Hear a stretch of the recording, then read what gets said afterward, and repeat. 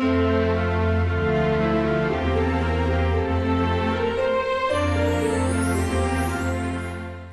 YouTube family, this is Mara. Hope you are all having a very relaxing evening as I'm trying to have. And welcome back to my Art Prig Vlogmas Day 2. I don't know about you, but Black Friday sales have been popping up all over the place. Is it just me or have the sales started earlier? Are you guys shopping yet? And what are you eyeing this year? I typically don't do the Black Friday sales because it's been a little crazy with the kids, and especially not physically. I don't like standing in line and being like the first in line to whatever stores because it's just too crazy. And I found in the past that when you do that, you only can go to that one store, so you have to make sure that that's the one thing you want, because by the time you get to the next store, it's like gone already, whatever that special was that you're looking for. So I typically like to do my shopping online as probably everybody else does nowadays, but I still see people going out in hordes to the physical Black Friday sales, but not me. And I feel like I've been influenced a lot over the years. I rode the beauty wave of YouTube, the fashion wave, all those things, and bought all the stupid things that, you know, everybody tells you need. And but that has calmed down for me over the last few years. Ever since I had my last son,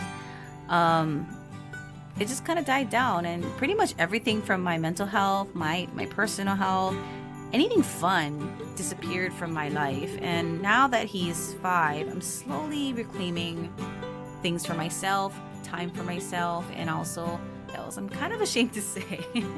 Miss, funnily, it's nothing even beauty or fashion related. I mean, I did do a Sephora order, but that's just like normal skincare stuff that I always buy, and I was just stocking up on it because it was the VIB sale. Mainly this year, it's been stationery items and art supplies. Surprise, surprise! And I tell myself it's for research and education, but really, everything is just so pretty and so cute. But anyway, we'll get into that in the next few Vlogmases. Being that this is my day 2 of my 12 days of my thankful Vlogmas, I want to just say I'm so thankful for where I live.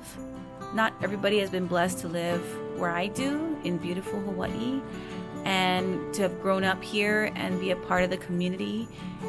I love it here, and I can't imagine living anyplace else. Maybe only Japan one day.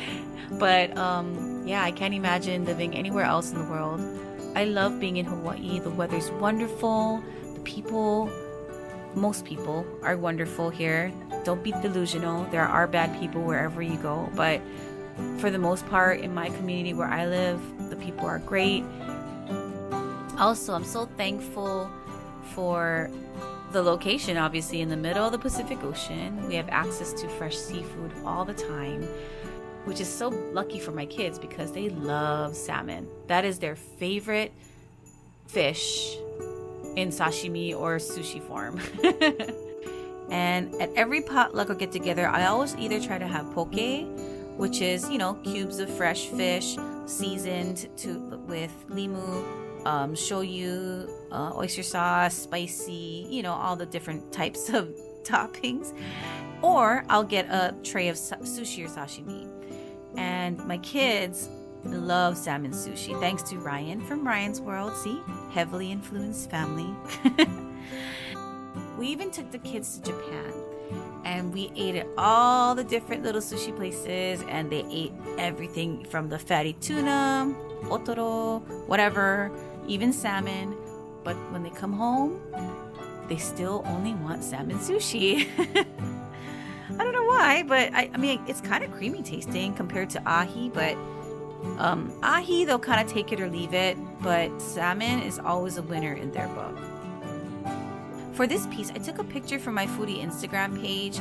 If you like to follow me there, it's called Destination Sweet Eats on Instagram. It's just a little place I like to place all my food pictures because I don't want to inundate my personal page with all of my food pictures, but I'll take pictures of the things I eat, the places I go, make little reels just for fun. It's nothing serious, but you know, it'd be nice if could get free food one day, which I kind of did a couple times, but yeah, I just do it for fun. And if you want to follow, you're more than welcome to, and I'll link it below if you're interested. But I don't know, for some reason this picture I took called out to me. I don't know if it was the composition, the lighting, or the colors, but maybe it was the colors, because the salmon just looked so beautiful in that picture. And so I decided to draw it. And now this was drawn back in September when I first started getting back into art again, and before the chaos of Inktober. And at the time I didn't want to rush into coloring it in because I didn't know if I wanted to use color pencil or watercolor, and I hadn't even tried poster paint at that time, so that wasn't even an option at that point. I was even considering coloring it in alcohol pens because I did have a bunch of those, but again, I wasn't sure how I wanted to proceed with that picture, so I just kind of left it to the side. I'm glad I waited though, because only through Inktober I realized watercolor does not work well on the paper in this particular sketchbook. And if I had started that painting in watercolor, which I was using a lot at the time, I probably would have not been as happy with it as I am with this one. So I decided to use poster paint again, which is my favorite medium at the moment. I find that I like the opaqueness of the color, but also the blendability of it. And I can go back in and reblend things or add colors on top of colors. Unlike watercolor, where it gets kind of muddy after a while, the poster color just pops. And the only drawback to that is that it's not a light fast medium, so I'm not sure how long the image will last, or if it'll crack because it's in a sketchbook, and sometimes I like to stand on it if I use like a lot of water to flatten the pages. Well, I don't like to stand on it, but I stand on it to flatten the pages out, so I'm worried that the constant pushing of the paper may crack it one day, because the paint's not on that thick, but it's always a concern for me. But yeah, I'm not sure if it'll fade or anything, but I need to start experimenting with gouache, which is a more light fast medium. And I did order a set of Turner acrylic gouache paints, which I read were matte finished. The gouache paint I currently have, I believe it dries matte too, but it has a slight sheen to it, a very, very faint slight sheen. And when I put it on the palette, it comes out, glossy, very, very glossy. So and when it goes on the paper, it's kind of has an acrylic paint type of feel to it, unlike the poster paint where it just goes on like watercolor. So I don't know. I mean, I guess I just need to play with it more. Every time I go back to that gouache paint that I have, I kind of like don't enjoy it, and then I go back to my poster color. So I don't know. Maybe I have to find a Japanese branded gouache paint that has a similar feel to poster color, and maybe I'll be more successful at that. But for now, sticking to my poster color paint. When I started painting this image, I had a self-confidence malfunction, and I just stopped recording and painted in that bento box, because usually when I start paintings or drawings or even projects, I like to kind of get it started first and then start recording, because if it doesn't go well in the beginning, I kind of get discouraged to finish the painting or the piece altogether. So I have to get it past a certain point in order to feel comfortable or more confident, and then I can continue on. So there's a whole block of painting I missed in the beginning of coloring in that sushi box, but I'm happy with the way it turned out. I took my time finishing this painting over a couple of days, and I'm actually proud of this piece, and I'm proud of myself for finishing it the way it, and for the way it came out. I may consider trying to scan it and possibly print it in the future. I don't know, we'll see what I have time for. I still need to do a lot of research where to order prints from, or where I could professionally scan some items, because again, this poster paint's not light fast, so I want to get a nice scan of the ones I really like, and just for to keep it for myself, or to post it to my Instagram as a nice image someplace in the future, so I can look back on it and say, oh wow, I can't believe I did that. And who knows, maybe one day I can print it and give it to my mom for Christmas or something, because my mom's very supportive of me, and she has this little sketch that I did a long time ago when I was in high school, I think, of this bear, and I was following a tutorial from a book.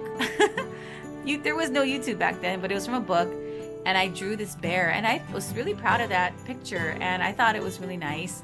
And she kept it. She framed it, and she's kept it someplace in her house. So maybe I'll upgrade it with this sushi picture, which is a lot nicer than the bear one.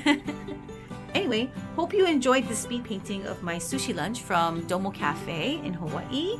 Not sure if I mentioned that earlier. By the way, they have excellent quality fish and great food. You have to check it out if you're in the area. They actually go to the auction every morning to pick up their fish, so their fish is super fresh. They have a location in downtown and also in Kahala, so there's 2 locations for you to enjoy Domo Cafe. So make sure you stop by and visit them if you have a chance. And if you stayed to this point in the video, thank you so much. I truly appreciate you joining me for my little evening art breaks. And if you haven't already, please consider subscribing. And if you enjoyed this video, please hit the thumbs up button so I know to do more of these types of videos in the future, or to switch it up. I don't know, we'll see how things go. And as always, just keep drawing. And this art break is done. Bye guys!